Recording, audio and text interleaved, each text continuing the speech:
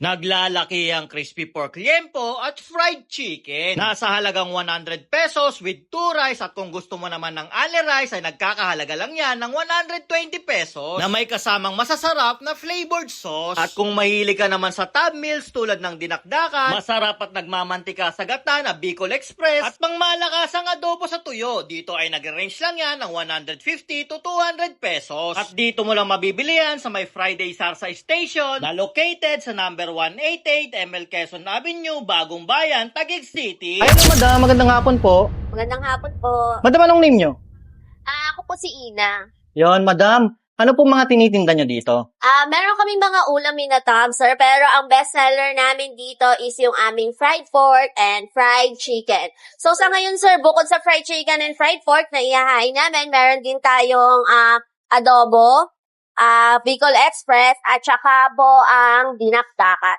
Madam, matanong ko na rin, no? Magkano nag-range yung price ng mga foods nyo dito?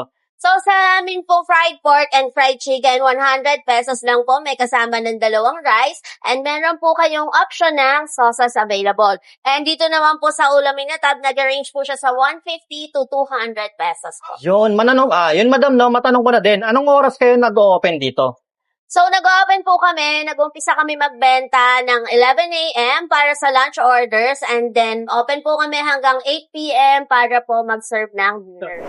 Then guys, nandito nga tayo ngayon sa may Friday Sarsa Station, dito sa may Bagong Bayan, Taguig City, guys. Meron nga sila ditong foods, guys, yan. Eto guys, oh, laki ng liempo. Yan, nag-range lang yan, nag-aalaga lang yan, guys, ng 100 pesos. Tapos kung gusto nyo naman ng only rice, guys, kasi dito, 2 rice lang to. Yan, mag-add lang kayo ng 20 pesos. Only rice na yan. Doon, tikman natin. Meron sila ditong barbecue sauce.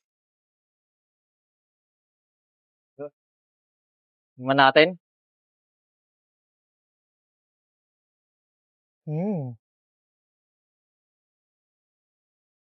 Masarap yung barbecue sauce nila dito, guys. Meron siyang pagkano ng onting sweet, tapos meron siya yung alat do, guys. Mahalo. Kakaka. Ang maganda, no? Malasa yung ano nila. Yung karne nila.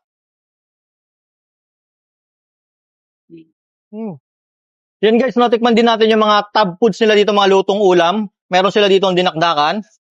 Ito mga ganito, sakto pamulutan. Pero kung gutom ka, pwede mo rin pang ulam.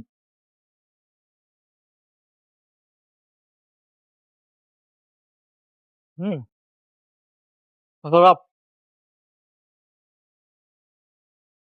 May kick siya ng onting angang. Kung mahilig ka sa maangang, panalo to guys. Tapos yung timpla niya, tamang-tama lang. Tama sa alat. Tapos yung, hindi pa natin to nilagyan ng ano, no? Hindi pa natin pinigaan ng kalamansi. Tingnan natin. Masarap yung ano niya. Yung timpla. Sulit pamulutan to, mapaparami ka ng inom dito. Mas lalo sumarap guys nung nilagyan natin ng kalamansi. Ngayon, tikman naman natin yung kanilang Bicol Express. Ito guys, gusto ko tong tikman kasi nagmamantika siya, no? Ganito mga Bicol Express guys. Siguradong marami tong gata. Tikman natin.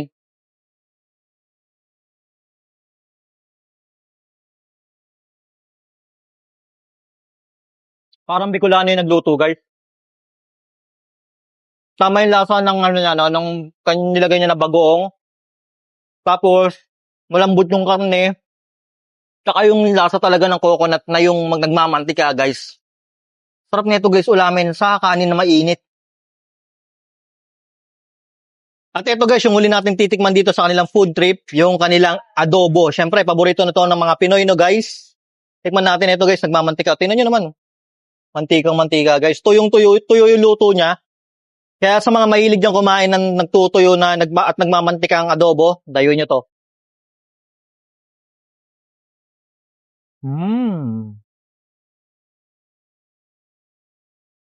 Tamang asim, tamang alat, tapos nagmamantika talaga guys. Ito yung mantika ng taba eh. Ayun. Masarap. Masarap guys. At yun guys, sa mga gusto mag-food trip dito guys, open nga sila dito ng alas 11 ng umaga hanggang alas 8 ng gabi. Dito lang ulit yan sa may ML Quezon guys, dito sa may Bagong Bayan. Dayuhin nyo na to guys, napaka-solid ng foods nila dito.